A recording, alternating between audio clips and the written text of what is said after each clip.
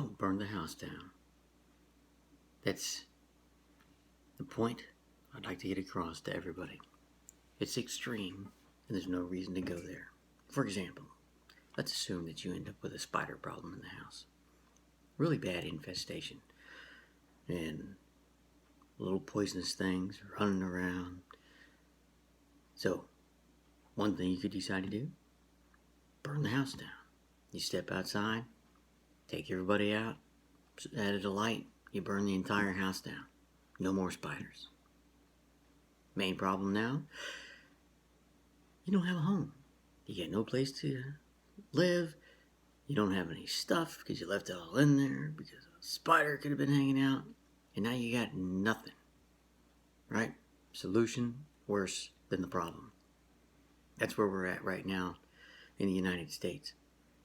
It seems like many people are starting to catch on. I saw yesterday that some people are protesting about the various parts of the economic shutdown.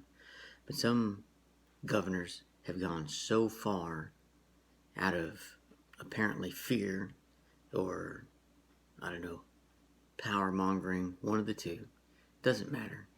But the house for our country, for this nation, is economic and then personal liberty.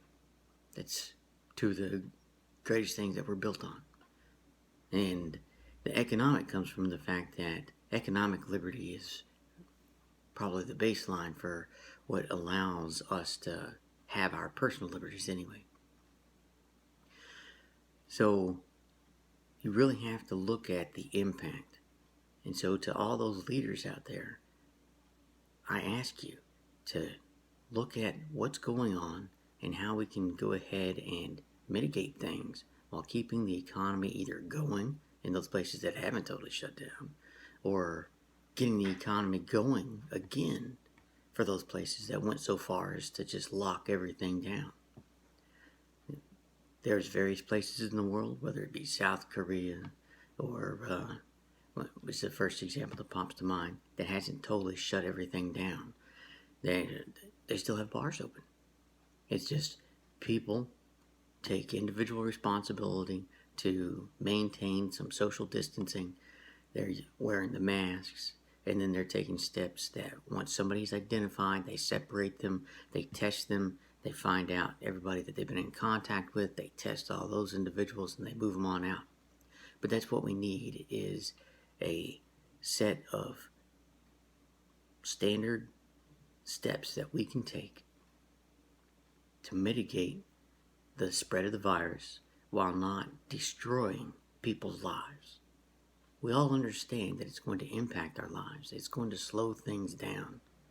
But you got to stop destroying people's lives over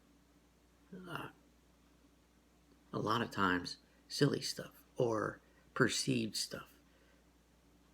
Right? We need to address facts and we need to address reality. We don't need to address your fears and we don't need to address what could happen. So stop going for power grabs. Stop trampling all over people's personal liberties. Stop destroying people's lives. Get the economic engine going again so that people can get back to work, can start earning a living. They can get out of their house without going stir crazy and start moving again, start moving forward again with life. Now then, for all of us regular Joes out there, we need to go ahead and take personal responsibility. When you go out, wear a mask.